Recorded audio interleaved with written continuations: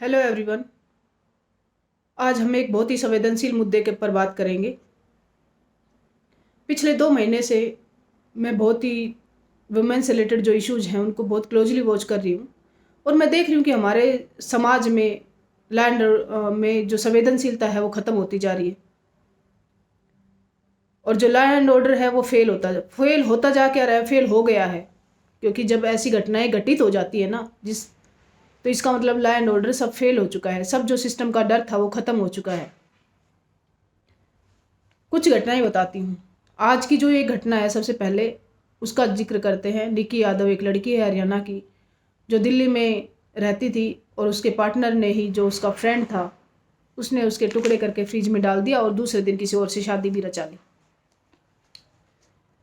इससे पता कर सकते हो आप कि जो इतना कठोर कोई हो सकता है, इसका मतलब हम एक जंगल राज में जी रहे हैं जहाँ सर्वाइवल ऑफ द फिटेस्ट है। किसी को मारो, काटो, चबा जाओ और नेक्स्ट मूव कर जाओ। कैसे मतलब उस बंदे ने अपने दिमाग पे कंट्रोल कर लिया और वो जो रिश्ता एक जब भावनाओं के साथ स्टार्ट होता है, किसी और के साथ जोड़ लिया। एक साथ 2 बेटियों की ज़िंदगी उसने बर्बाद कर दी और उससे पहले पता नहीं कितनों की होंगी।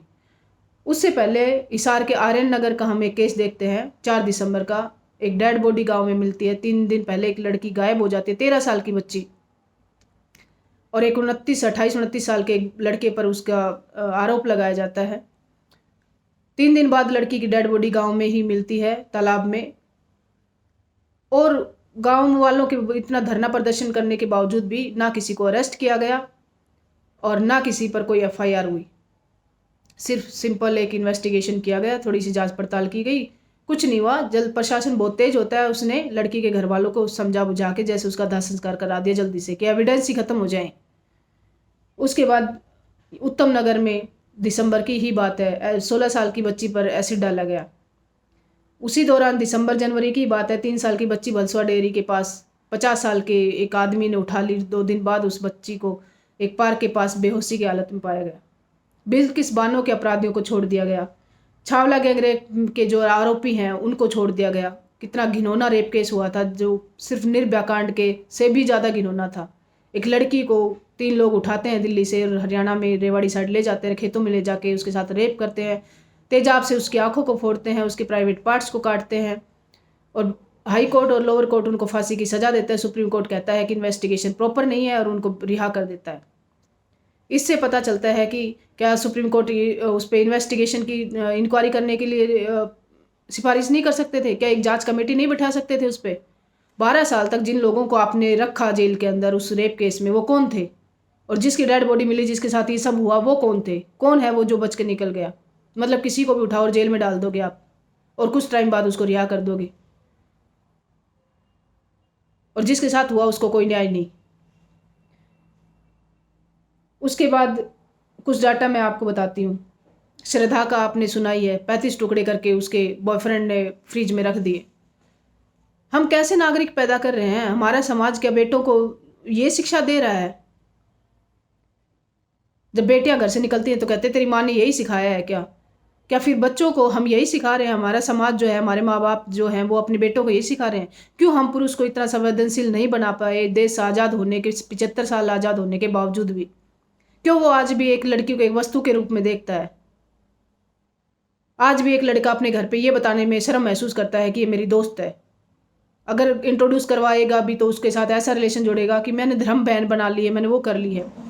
इसलिए अब 2 स्तर पे सुधार करने की ज़रूरत है। एक हमारे समाज के स्तर पे कि हम रिश्तों में पारदर्शिता लाएं और लड़की को एक सहभागी और सहपाठी समझें, अपनी दोस्त भी समझें, ना कि उसे एक बहन का, बेटी का या पत्नी का रिलेशन जोड़ने की ज़रूरत नहीं है। वो आपकी दोस्त भी हो सकती है, वो आपकी सहपाठी भी हो सकती है, और उसकी जो नेतृत्व क्षमता है उसको एक्सेप्ट करें। दूसरा जो है, हमें सख्त लॉ एंड ऑर्डर बनाने को लागू करने की ज़रूरत है, और महिलाओं को टॉप लेवल पर जो नेतृत्व, जहाँ से डिसीजन मेकिंग जहाँ से स्टार्ट होती है, वहाँ पर महिलाओं को प्रतिनिधित्व देने की ज़रूरत है। महिला रिजर्वेशन बिल जो है वो 10-12 साल से राज्यसभा में पास हो गया, लेकिन लोकसभा में पास नहीं हो रहा। क्यों भाई? क्योंकि आप वहाँ सब पुरुष बैठे हैं, इसलिए उसको पास नहीं होने दे रहे। लोकसभा में महिलाओं का जो प्रतिनिधित्व है, 2019 में 542 में से सिर्फ 78 महिलाएं, सिर्फ 14%। 2021 में सिविल सर्विस का जो रिजल्ट आया उसमें 608 में से सिर्फ 117 महिलाएं हैं, सिर्फ 17%। जो आबादी 50% है उसको 50% अधिकार क्यों नहीं? क्यों हम उसको चूल्हे चौकी तक सीमित कर देते हैं और जो जो बाहर निकलती हैं वो इन चीज़ों की शिकार हो जाती हैं।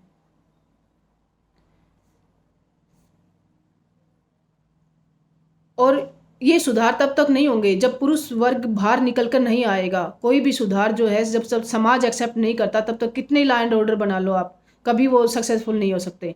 इसलिए समाज के हर तबके को, हर पुरुष को आगे आना होगा कि वो अपनी बेटी को, अपनी बहन को, अपनी पड़ोसी में या रिलेटिव में जो है उन सबको, महिलाओं को एक सेफ माहौल वो प्रोवाइड करें। अपने साथ काम करने वाली जो लड़की है या महिला है उसको एक सुरक्षित माहौल प्रोवाइड करें, ऑफिस में, अपने आसपास में, कहीं पर भी, और उनको आगे बढ़ाने में मदद करें, उनकी लीडरशिप को एक्सेप्ट करें।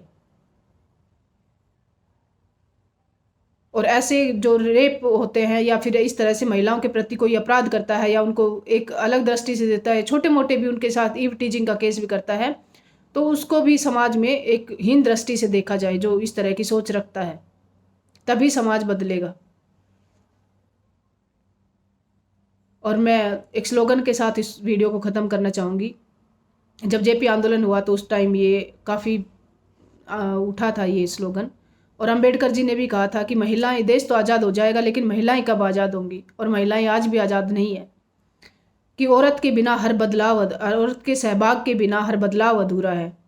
लेकिन आज 21वीं सदी आ गई है, उस टाइम सहभाग की बात हो रही थी। और अभी हमारे एक सुमूर्ति सर हैं, उन्होंने ये कहा कि इस नारे को अब थोड़ा बदल दिया जाए और इसको औरत के सहभाग की जगह कि औरत के नेतृत्व के बिना हर बदलाव अधूरा है।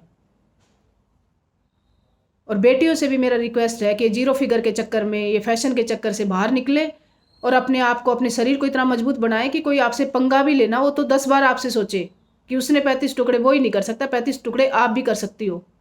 इसलिए अगर आपके साथ बदतमीजी हो भी जाए तो वो आपसे वार्तालाप के थ्रू उसको सुलझाए, ना कि वॉयलेंस करके।